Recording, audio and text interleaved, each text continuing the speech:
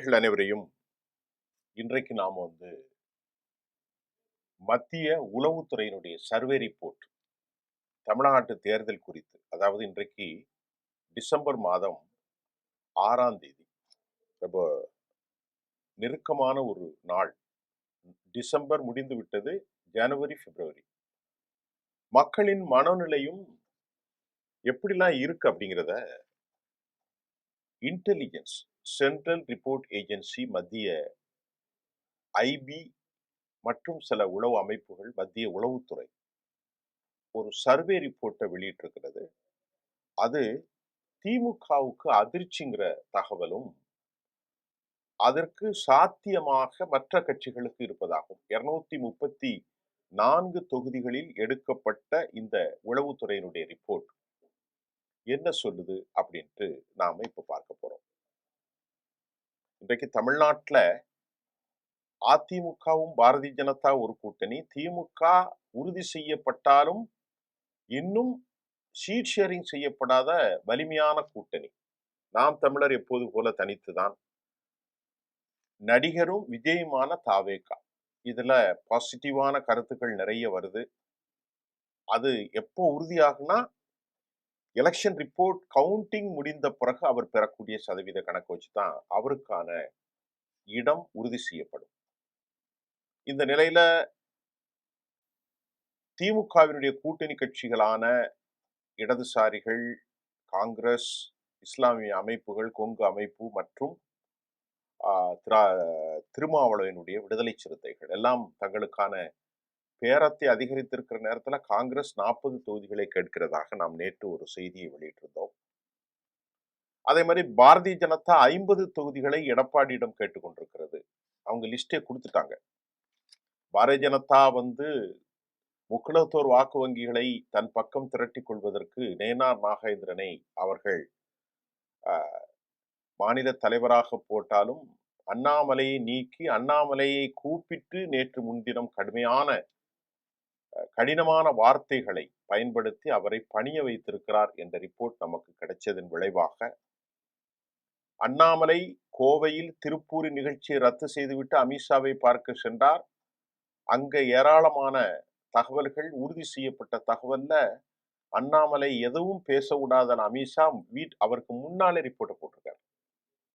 அவருடைய investment, கோவையிலுடைய investment, அவர் வார் ரூமை வைத்து மூத்த தலைவர்களை வாரியது, இதெல்லாம் சொல்லி நீ ஒன்னும் செய்ய வேணாம், போய் வேலையை பார் அப்படின்னு சொன்ன உடனே அதிர்ச்சி அடைந்த அண்ணாமலை அங்கிருந்து கிளம்பி நேற்று வந்த உடனே திமுகவை வாரி இருக்கிறார். திருப்பரங்குன்ற விவகாரத்துல இது நடந்து கொண்டிருக்கிறது. அப்ப அண்ணாமலை, இப்ப நமக்கு கிடைத்த உள் தகவலில் சிலரிடம் பேசினோம்.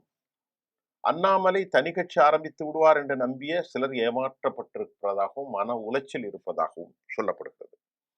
எல்லாரும் நம்புனா அண்ணாமலை கட்சி ஆரம்பிக்கிறதுக்கு ஒன்றும் பைத்தியக்காரன் இல்லை, பணம் கொளிக்கிறது. அவருக்கும் திமுகவோடும் ஒரு திரைக்கு பின்னாலான ஒரு ஒப்பந்தம் இருப்பதாகவும் மத்திய தலைமைக்கு சென்றிருக்கிறது. இது தனிப்பட்ட செய்தியை போட்டு மத்திய உளவுத்துறை என்ன சொல்லுது அப்படின்னு பார்ப்போம். திமுக கூட்டணிக்கு மத்திய உளவுத்துறையினுடைய ரிப்போர்ட் 90 இடங்களையும், அதிமுக பாரதிய ஜனதா கூட்டணிக்கு 35 இடங்களையும், தாவேகாவுக்கு 70 தொகுதிகளும் கிடைக்கலாம் என்று கூறப்பட்டிருப்பதாகவும், செப்டம்பர் 27 கரூரில் 41 பேர் பலியான சம்பவத்துக்கு பின்பு தமிழ்நாட்டில் தாவேகாவுக்குள்ள செல்வாக்கு குறித்து மத்திய உளவு துறை தரப்பில் 2 கட்டமாக சர்வே எடுக்கப்பட்டது. அந்த சர்வேல தான் திராவிட முன்னேற்ற கழகம் 90 தொகுதிகளிலும் முதலிடம் வகிக்கிறது. தமிழக வெற்றி கழகம் 70 தொகுதிகளிலே வகிப்பதாகவும், அதிமுக 35, அதாவது பாரதிய ஜனதா கூட்டணி, நாம் தமிழர் கட்சிக்கு 1 இடங்கள், மீதமுள்ள 38 இடங்களில் கடுமையான இழுபறி நடந்திருப்பதாகவும், அந்த இழுபறியில் திருவள்ளூர், செங்கல்பட்டு, கடலூர், விழுப்புரம், வெள்ளூர், ராணிப்பேட்டை, திருப்பத்தூர், தர்மபுரி ஆகிய 8 மாவட்டங்களிலும் வன்னியர் மற்றும் ஷெட்யூல் காஸ்ட் அடர்த்தியாக வாழும் 40 சட்டசபை தொகுதிகளில் தமிழக வெற்றி கழகம் முன்னிலை வகிக்கிறது. சென்னை, சேலம், கோவை, திருச்சி, மதுரை ஆகிய 5 முதல்நிலை மாநகராட்சியில சட்டசபை தொகுதிகளிலும் மொழிச்சிறுபான்மையினர் மற்றும் அருந்ததியர் பட்டியலினத்தவர் அதிகமாக இருக்கும் 15 தொகுதிகளில் தமிழக வெற்றிக் கழகம் முன்னணி வகிக்கிறது. தென் மண்டலத்தில் தேனி மாவட்டத்தில் போடிநாயக்கனூர், தூத்துக்குடி, விருதுநகர், மதுரை, திண்டுக்கல் மாவட்டத்தில் உள்ள 10 தொகுதிகளில் தமிழக வெற்றிக் கழகத்திற்கு ஒரு குறிப்பிடத்தக்க அளவில் ஓட்டுகள் கிடைக்கலாம் என்றும், கொங்கு மண்டலத்திலும் கரூர், கோவை மாவட்டங்களில் உள்ள 5 தொகுதிகளில் அந்த கட்சிக்கு வெற்றி வாய்ப்பு உள்ளது. திருப்பூர், நாமக்கல், திருவண்ணாமலை, கள்ளக்குறிச்சி மாவட்டங்களில் மற்ற கட்சிகளை பின்னுக்கு தள்ளி திமுக முன்னணியில் இருக்கிறது. அங்கெல்லாம் தவகவுக்கு சில இழுபறிகளும் காணப்படுகிறது. தென் மாவட்டங்கள்ல நாடார் சமூகம், தேவேந்திர குல வேளாளர் அதிகமாக உள்ள தொகுதிகளில் அடையாளப்படுத்தப்படக்கூடிய அளவிற்கு தமிழக வெற்றி கழகத்திற்கு ஓட்டுகள் இல்லை. அதே சமயம் முக்குளத்தோர் மற்றும் நாயுடு சமூகத்தினர் அதிகமாக வசிக்கும் சட்டசபை தொகுதிகளில் தமிழக வெற்றி கழகத்திற்கு சாதகமான சூழல் காணப்படுகிறது. கிறிஸ்தவர்கள், மீனவர்கள் அதிகமாக வசிக்கும் கடலோர மாவட்டங்களில் குளச்சல், கிள்ளியூர், நாகப்பட்டினம், வேதாராணியம், தூத்துக்குடி போன்ற தொகுதிகளும் தமிழக வெற்றி கழகத்திற்கு சாதகமாக உள்ளன.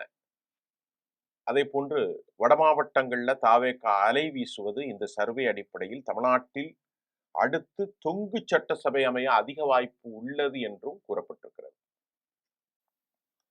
கட்சி நிர்வாகிகளுடன் இதற்கிடையில பரபரப்பாக மு.க. ஸ்டாலின் ஆலோசனை நடத்தி வருகிறார். அவர் சென்னையில் உள்ள 8 மண்டல பொறுப்பாளர்களிடம் நேற்று முன்தினம் நடத்திய ஆலோசனையில என்ன இப்படி இருக்கு கவலையோடு மகளிர் உரிமை தொகை விரிவாக்க திட்டம்,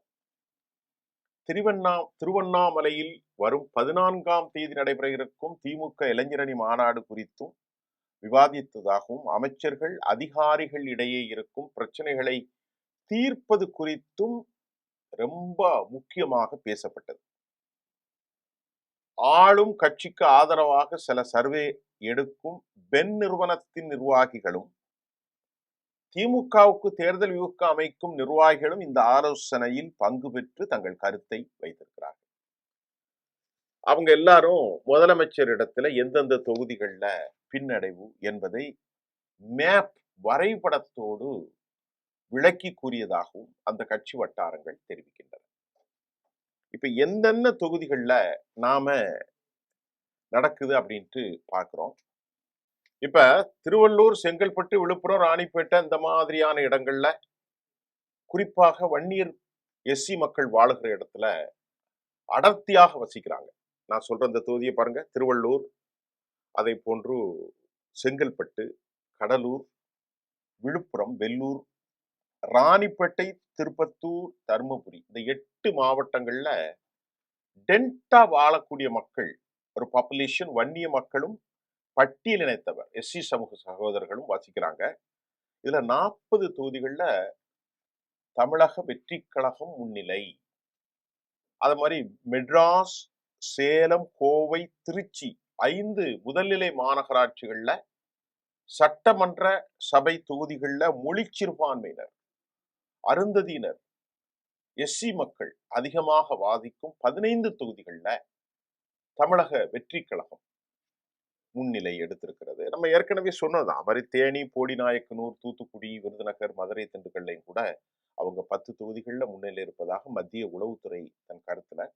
கொங்கு மண்டலத்திலையும் ஒரு ஏராளமாக கரூர், கோவை இந்த பகுதிகளில், திருப்பூர், நாமக்கல் இந்த பகுதிகளில்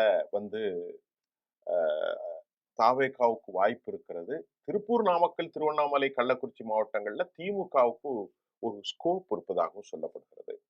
இந்த தென் மாவட்டங்கள்ல நாடார்களும் பலர் சமூகத்தை சார்ந்தவர்கள், குறிப்பாக தேவேந்திர குல சகோதரர்கள் அதிகம் உள்ள பகுதிகளில் தாவேகாவுக்கு அதிகமாக ஓட்டு இல்லை. அது மாதிரி முக்குலத்தூர் தேவர சமூக மக்களும் நாயுடு சமூகத்தினரும் அதிகமாக வசிக்கிற இடங்கள்ல அவர்களுக்கு சில ஸ்கோப் இருக்கிறது. கிறிஸ்தவ மீனவர்கள் பகுதிகளில் எப்படியும் ஸ்கோப் இருக்கும். கடலோர மாவட்டங்கள்ல குளச்சல், கிள்ளியூர், நாகப்பட்டினம், வேதாரண்யம், தூத்துக்குடி போன்ற தொகுதிகளிலும் தமிழக வெற்றி கழகத்திற்கு சாதகமான அலை வீசுவதாக தொங்கு சட்டசபை வரும்னா இன்டெலிஜென்ஸ் சென்ட்ரல் கவர்மெண்ட் அழகா சொல்லியிருக்கு. இதை நம்ம சொல்லிட்டோம். இப்ப அதிமுகவின் நிலை ரொம்ப பரிதாபமான நிலைக்கு காரணம், இதை அழிப்பதில் உச்சபட்ச முன்னேற்றம் கண்டது அவர் தலையில் மண்ணை வாரி போட்டிருக்கக்கூடிய திரு எடப்பாடி பழனிசாமி. மறுபடியும் சொல்கிறோம், அவர் எம்ஜிஆர் அல்ல, அவர் ஜெயலலிதா அல்ல. எல்லோரையும் வெளியேற்றி அவருக்கு 2 காரணங்கள். பாரதிய ஜனதா சட்டமன்றத்தில் வெற்றி பெறாது என்பது எல்லோருக்கும் தெரியும். தவறான பெர்செப்ஷனை இவங்க கொள்றாங்க. 11% எல்லாம் பாஜகவுக்கு கிடையாது. மிஞ்சி போனால் 5க்குள்ளே தான் இருக்கும். ஏனென்று சொன்னால், மோடி ராகுலுக்கு இடையான போட்டியில் மட்டும்தான் 2024 அவர்கள் 11% காட்ட முடிந்தது. அது திமுகவுக்கு எதிரான வாக்குகள். பழனிசாமிக்கு ஆதரவான சில வாக்குகளும் அதிமுக வெற்றி பெறாது என்பதை தெரிந்து மோடிக்கு போட்டார்கள். நல்லா புரிந்து கொள்ளுங்கள்.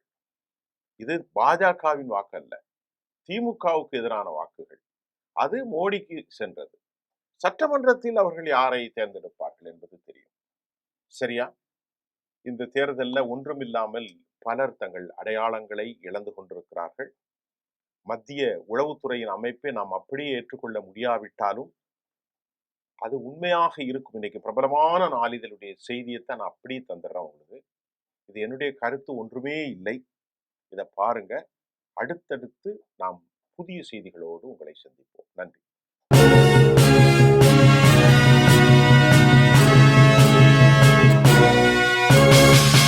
உடனுக்குடன் அப்டேட் தெரிந்து கொள்ள ஜெம் டிவி தமிழ் ஆப்பை இன்ஸ்டால் செய்யவும்.